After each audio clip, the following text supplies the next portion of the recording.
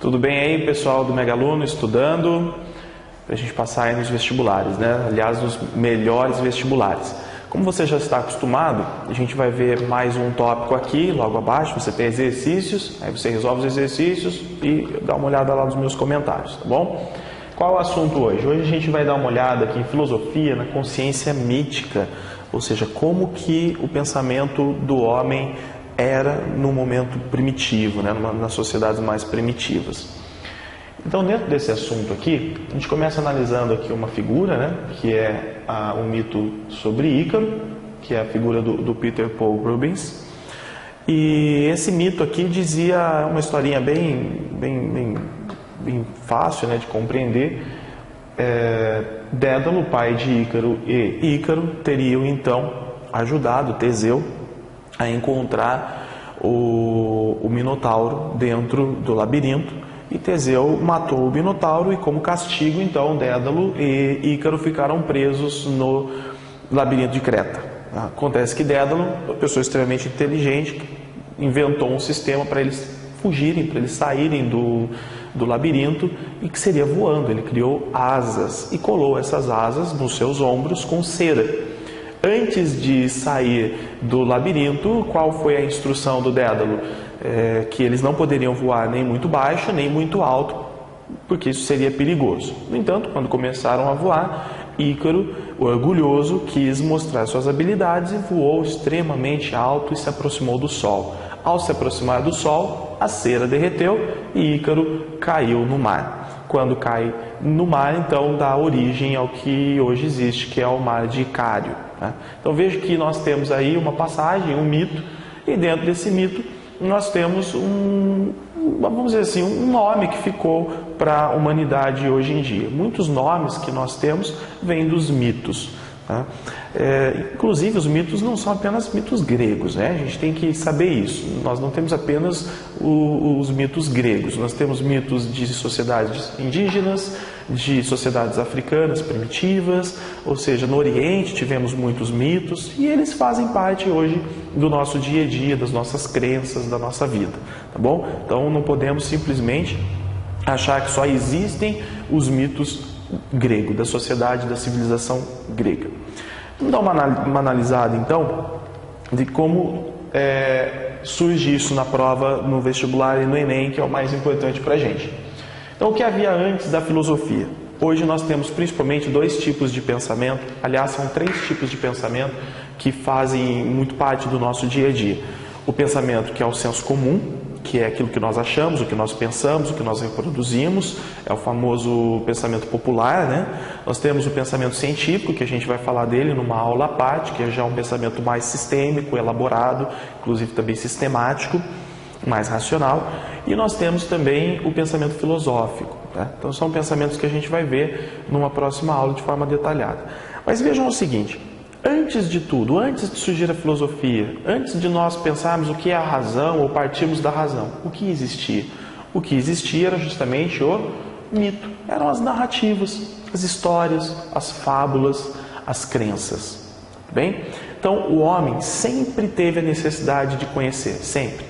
Então como homem, nós sempre tivemos a necessidade de conhecer, por exemplo, o mundo que nós vivemos, os fenômenos naturais, aquilo que nós sentimos, como o amor, o ódio, o medo, a felicidade, isso tudo sempre foi um objeto de curiosidade do homem.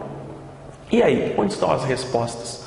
Em um momento em que as civilizações são primitivas, em um momento que nós não temos ainda muitos elementos racionais para articularmos, para buscarmos a verdade, as respostas estão justamente nos mitos, nas narrativas, nas histórias, nessas fábulas. Quando nós imaginamos, por exemplo, por que uma sociedade venceu uma determinada guerra, por que a outra perdeu? Dentro da sociedade grega, qual era a ideia? Uma determinada sociedade perdeu a guerra porque não teve o apoio dos deuses. Então vejam que nós temos aí uma resposta que para eles na época era a racionalidade da época. Se eu não tenho os deuses do meu lado, eu perco uma guerra, né? Quem é, por exemplo, o deus dos mares? Então, o deus dos mares seria lá Poseidon. Então, se eu vou lutar nos mares, se eu vou guerrear no mar, eu tenho que ter o apoio de Poseidon. E assim por diante. E como eu falei para vocês, os mitos também existem em outras sociedades, né? A gente tem, por exemplo, o surgimento da noite, que é um mito indígena, inclusive de tribo indígena brasileira. Como teria surgido a noite?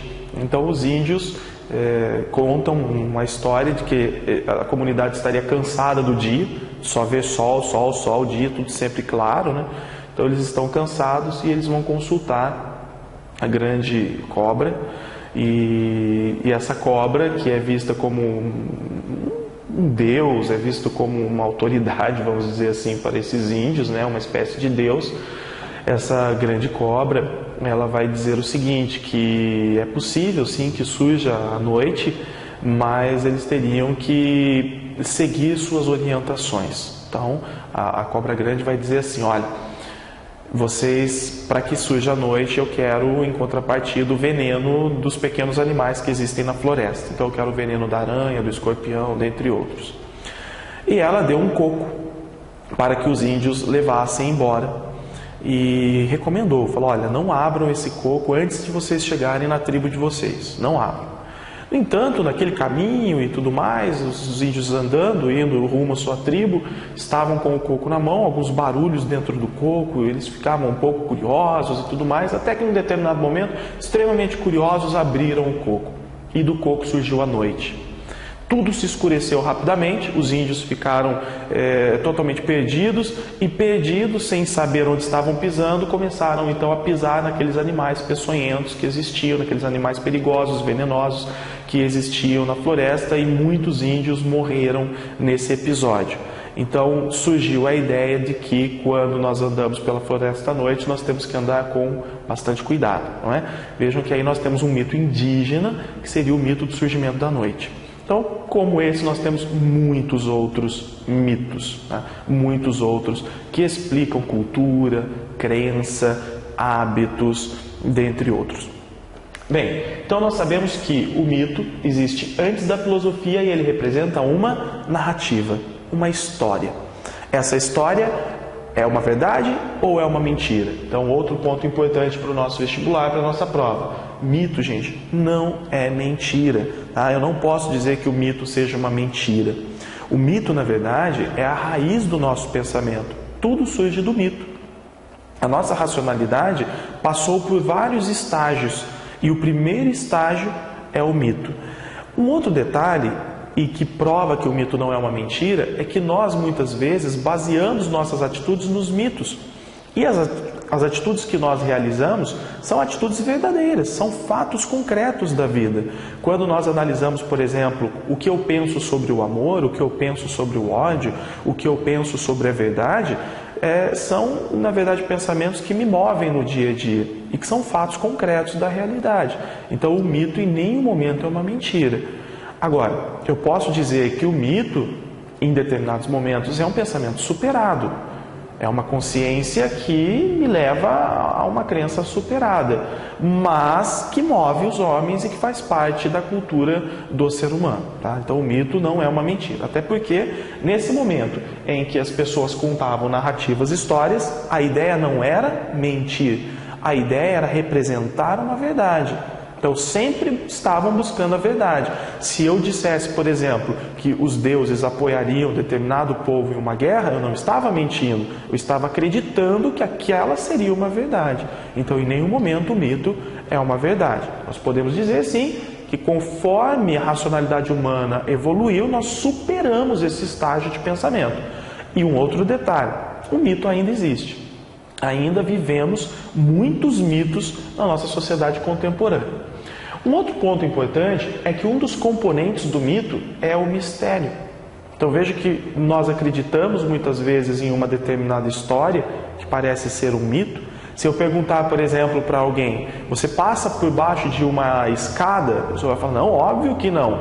Eu não passo por baixo de escada porque dá azar. Então, dá azar ou não dá azar? Quem pode afirmar se dá ou não? Muitos vão dizer: nada, eu já passei por baixo de várias escadas, nunca aconteceu nada de ruim comigo, muito pelo contrário, vivo uma vida muito bacana, sempre com muita saúde, tudo muito alegre. Outros já vão dizer: não, eu passei por baixo de uma escada, aconteceram umas coisas ruins lá no meu dia a dia. Então, isso tudo é um mistério. E de que forma que nós encaramos o mistério? O que é o mistério? Veja, mistério é algo que não podemos compreender por ser inacessível à razão e depender da fé. Então, quando nós estamos diante de um objeto, de um fato que é inacessível à razão, só tem uma forma de eu acreditar naquilo, a partir da fé. Ou seja, eu estou de olhos vedados e a partir desses olhos, a partir desse fato, dessa história, desse objeto, eu simplesmente acredito. Tá? Ou eu acredito, ou então não acredito. Portanto, gente, esse primeiro slide é extremamente importante, tem sido o foco das provas. Tá? Mito é narrativa, são histórias que buscam a verdade, portanto, o mito não é mentira. Sabemos que são, sim, pensamentos superados, mas não mentiras. E um dos componentes do mito é o mistério. Tá? O mistério que é, então, algo inacessível à razão. Ou eu acredito porque tenho fé, ou eu não acredito nele. Prosseguindo aqui, lá na mitologia grega, nós tivemos, então, duas pessoas que foram extremamente importantes para o surgimento dessas narrativas e que eram pessoas também importantes que contavam, né, esses contos, as narrativas, as fábulas e tudo mais. Foram eles, Homero e Hesíodo. Na verdade, a gente tem aqui que Homero e Hesíodo seriam lá, por exemplo, Homero teria vivido no ano 850 a.C. Isso aí a gente não sabe exatamente, tá? Alguns livros divergem com relação a essas datas. O que mais nos interessa é que tanto Homero quanto Hesíodo eram pessoas chamadas de poetas, eram os rapsodos da época. Né? E por que rapsodos? Porque contavam, por exemplo, as rapsódias. Porque eles viajavam, perambulavam pelas regiões gregas. Na época, naquele momento bastante arcaico, né, da Grécia homérica, as pessoas não costumavam viajar. Era muito perigoso, até mesmo por causa dessas narrativas, contavam que existiam lugares perigosos, lugares distantes que não eram bons ser frequentados. Então as pessoas pouco viajavam. Logo, aqueles que viajavam contavam histórias sobre a geografia, sobre o que teria visto como fenômeno natural, e essas histórias eram mitos. Da mesma forma, contavam poemas, contavam histórias de amor, histórias de ódio, sempre envolvendo a presença de deuses.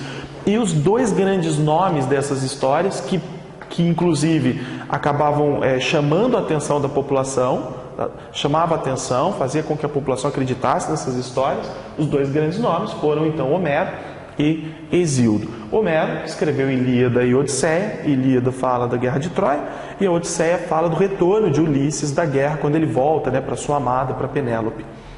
E no caso do Hesíodo, quando escreve a obra Teogonia, ele conta o surgimento, o nascimento dos deuses e que a partir do nascimento dos deuses o mundo iria ser construído. Né? Então a gente tem aí duas histórias. Por muito tempo, essas histórias foram a base do pensamento grego, até surgir no século V a.C. a filosofia, a partir dos sofistas e depois dos socráticos. Tá bom? Esse período aqui é chamado de tempos homéricos na Grécia. Os tempos homéricos, tempos então em que o mito prevalecia. Características da mitologia grega. Aqui a gente vai analisar algumas características importantes. Então, por exemplo, a primeira característica é o naturalismo. Por que naturalismo? Porque o mito, muitas vezes, ele está baseado em elementos naturais, como a água, o fogo, como o vento, a terra. Então, quando a gente fala, por exemplo, do poder de um Deus, ele tem esse poder porque esse poder está associado a um elemento natural, como, por exemplo, a água. Né? Então, nós temos aí o naturalismo. É essa relação entre os deuses, os elementos naturais e a crença do homem que está diante desses fatos. Vejam que o homem está vendo, por exemplo, lá ele presenciou um determinado furacão. Então, o que é aquele furacão? Ele não sabe explicar que o furacão nasce de um diferencial de pressão. Ele vai acreditar que aquilo seria um Deus que está extremamente irado, irritado, ou com os homens ou com seus inimigos. Então ele vai acreditar que aquele furacão é o que? É uma força natural que por algum motivo está atuando e obviamente que por vontade dos deuses ou de um determinado Deus. Aí a gente tem também a questão da explicação. Né? O mito serve de explicação para os fatos. Muitas vezes essa explicação é simplesmente uma explicação que vem do inconsciente. Não sei porquê, mas essa é a verdade. Então, se eu tenho, por exemplo, ondas muito altas, inconscientemente eu acredito que seja porque um determinado Deus das águas está se manifestando. Então, isso parte de uma inconsciência. Existia, por exemplo, a questão da agricultura. Quando a agricultura prosperava, diziam que aqueles agricultores tinham então rezado para a deusa Ceres. Então a deusa Ceres se aproximou daquela população e justamente por causa disso a agricultura foi muito bem naquela determinada safra. Por isso vem a palavra cereais, né, da deusa Ceres, entre outros. Então a explicação, né, o mito tem essa característica de explicar os fatos, explicar a realidade. Cosmogonia, o que vai ser essa ideia da cosmogonia? A ideia de cosmos, gente, ideia de universo, de onde nós surgimos. Então foram os deuses que criaram o mundo. Até que ponto o mito representa esse surgimento do mundo? Nós temos várias passagens também. Tá? Então, hoje em dia, nos filmes que nós assistimos, nos livros que nós lemos sobre mitologia, a gente vê muitas vezes que os mitos explicam o surgimento do mundo, do universo, tá? Da Terra, de Urano. Então, nós temos aqui uma outra característica do mito, a cosmogonia, a explicação do universo e tudo mais. O antropomorfismo. Então, vejam que nós temos os deuses, nós temos os semideuses, nós temos os seres sobrenaturais. Então, esse antropomorfismo, ou seja, as formas que os deuses têm e que faz parte da mitologia. Sereia, por exemplo, que é metade peixe, metade mulher. Então, o minotauro, os centauros. Então, isso tudo faz parte de uma outra característica dos mitos, que é justamente o antropomorfismo. Muitas vezes, as características antropomórficas, segundo os historiadores, eram agregadas ao mito para chamar a atenção, para causar o medo. Obviamente que existia, sim, essa ideia de convencer alguém a partir de um mito. No entanto, para convencer eu precisava associar, então, essa característica antropomórfica. E um outro detalhe, a crença no destino. Então, da mitologia grega, por exemplo, existiam 3 deusas. As 3 deusas, antes de um homem surgir, elas já traçavam o destino desse homem. Então, para os gregos antigos, principalmente desses tempos homéricos aqui, quando alguma coisa acontecia de bom ou de ruim, isso já fazia parte do destino daquela pessoa. Então, essa é uma característica muito forte da mitologia, né? A crença no destino. Tudo que acontece faz parte de um destino que já está traçado e que é influenciado pela vontade dos deuses. Isso é o mais importante, tá? Esse destino é influenciado pela vontade dos deuses. Então, nós vimos aqui as características da mitologia grega, tudo bem? Naturalismo, explicação, cosmogonia, antropomorfismo e crença no destino. São as características. Até aí, tranquilo, né? De que forma que isso evoluiu? Essa ideia do pensamento mítico, nós vamos ver na aula específica que, num determinado momento da sociedade grega, com o surgimento das cidades, da moeda, da escrita, o pensamento mítico foi superado e nós passamos a ter, então, o predomínio do pensamento filosófico. Mas, como nós sabemos que o mito até hoje prevalece, de que forma que nós analisamos isso hoje, né? Existe um mito muito interessante que é o mito do cientificismo. Então, de onde que surge isso? Em uma das nossas aulas de filosofia, até já recomendo, quando vocês chegarem no Auguste Comte, volte nessa aula para você ter uma lembrança, né? Para você ver aí esse comentário novamente e recordar isso que nós vamos conversar agora. O Auguste Comte, que é o pai da filosofia, o pai da sociologia, que vai viver lá no final do século XVIII e século XIX, uma das suas teorias é a chamada Lei dos Três Estados. Então, rapidamente, o que seria a Lei dos Três Estados? Para o Auguste Comte, as sociedades tendem a evoluir. O pensamento do homem tende a evoluir. Ou seja, nós podemos hoje, algumas sociedades são mais atrasadas do que outras, mas a tendência é que todas evoluam. Por isso ele cria o positivismo. Só tem um sentido para o pensamento humano, que é o sentido positivo da evolução. O que vai acontecer é que o Auguste Comte ensina que o homem, no primeiro momento, quando ele ainda está vivendo primitivamente, ele tem todo o seu pensamento estruturado no mito, na religião, na fé. Ou seja, ele tem um pensamento muito dominado por histórias, por narrativas, por uma cultura alheia.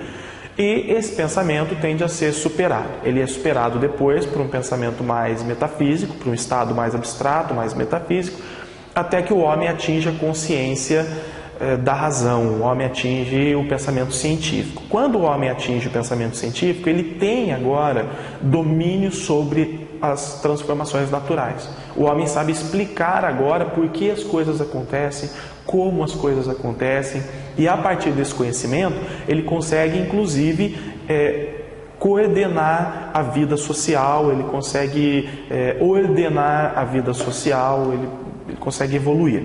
Bem, o que vai acontecer é o seguinte: para Auguste Comte, então, a partir do momento que nós chegamos no terceiro estado, no estado do pensamento científico, quer dizer que nós já evoluímos. Não tem mais nada para aprender. Agora basta continuar utilizando a razão para conhecer os fenômenos que estão diante do homem. Mas nós sabemos que as coisas não são bem assim. Que ainda, falando agora do século XXI, nós temos ainda nossas crenças, nós vivemos ainda com base em alguns mitos, nós sabemos que a razão não é capaz de explicar tudo. Como nós vimos, a razão tem alguns limites, tem alguns objetos de estudo que estão muito distantes ainda da razão e da ciência. Isso porque ainda mantém a existência do pensamento mítico, o que nós muitas vezes hoje chamamos de senso comum, inclusive. Então, o que seria o mito do cientificismo? É a crença cega na ciência como única forma de saber possível. Será que, a partir do momento que uma sociedade atinge o terceiro estado, já acabou, ela não tem mais o que saber, não tem mais o que conhecer, não tem mais outro estágio? Na verdade, os estados racionais, eles convivem, eles coexistem. Tudo bem? Então, o mito do cientificismo, guardem isso, né? Essa crença cega na ciência como única forma de saber possível. A ciência não é a única forma de saber possível, não é. Por isso, isso é um mito. Né? Aquilo que a ciência quis superar, ela acabou se transformando no mito do cientificismo. Guardem isso. E hoje, como que funciona, né? Pessoal, imaginem vocês, por exemplo, né, nós todos vivendo aí a era do consumo. O prazer em consumir algo é algo racional ou é um mito? Qual é a carga de verdade em que, ao consumir alguma coisa, eu realmente atinjo a felicidade? Assuntos como o bem, o mal, o amor, o ódio, até que ponto esses objetos de estudo, essas palavras, esses sentimentos fazem parte da razão, até que fazem parte de uma crença, de um pensamento mítico. Ou seja, são pensamentos que nos condicionam, são sentimentos que nos condicionam. Então hoje nós somos levados, inclusive pela indústria do capitalismo, a muitas vezes acreditar em coisas que não sabemos se é a realidade. Quando nós vemos, por exemplo, artistas, pessoas famosas, pessoas ricas e queremos ser como eles, muitas vezes nós estamos sendo influenciados por um mito, né? Porque não sabemos se aquilo realmente traz a felicidade, aquilo que eu estou esperando. E dentro desse pensamento, nós temos ainda, por exemplo, vejam aqui o cartaz, né, do Batman na década de 40, em 1940, nós tivemos essa história aqui, né, em que o Batman e o Robin lutariam contra o Coringa, ou seja, é aquela disputa entre o bem e o mal. Mas de fato existe o bem e o mal? Ou seria simplesmente jogo de interesses naturais da sociedade humana? O bem e o mal é um mito ou não é um mito? Então nós temos ainda a convivência com esses pensamentos. Nós temos o lado inclusive negativo do mito. Vejam o caso do Hitler, por exemplo, que defendia a formação de uma raça pura, de uma raça ariana. Essa raça pura, essa raça ariana é um mito, o mito da raça ariana, o mito da purificação, o mito da superioridade. Por que é um mito? Porque de fato a gente sabe que existem outras sociedades também que têm suas qualidades. Eu não preciso me apegar simplesmente a essa característica da raça ariana para ter minhas vantagens, para ter o meu desenvolvimento consolidado, não é? Então nós convivemos até hoje com os mitos, a história do bem e o mal, a história da superioridade, quem é melhor, quem não é, a riqueza, a fortuna, a fama, isso tudo ainda nos norteia, isso tudo ainda faz parte de pensamentos que nós precisamos muitas vezes romper com essas barreiras, sem dizer o senso comum, né? Por exemplo, uma avó que diz, olha, se o meu neto está com hepatite, por exemplo, eu dou lá chá de picão, isso é verdade ou isso é mentira? Então, isso faz parte do senso comum, isso faz parte da cultura, faz parte do pensamento mítico que ainda nos rodeia. Logo, nós, ao atingirmos o pensamento racional científico, isso não quer dizer que a gente tenha deixado o mito de lado, não quer dizer que o mito tenha desaparecido da sociedade, muito pelo contrário, ele ainda existe. Tudo bem? Com base nessa exposição, vocês podem agora então fazer todos os exercícios, postarem suas dúvidas, ver os comentários e, obviamente, continuar lendo, né? Se tiver mais conteúdos para ler aí, tranquilo. Tranquilo, pessoal? Então, vão assistindo as aulas aí até fechar o curso.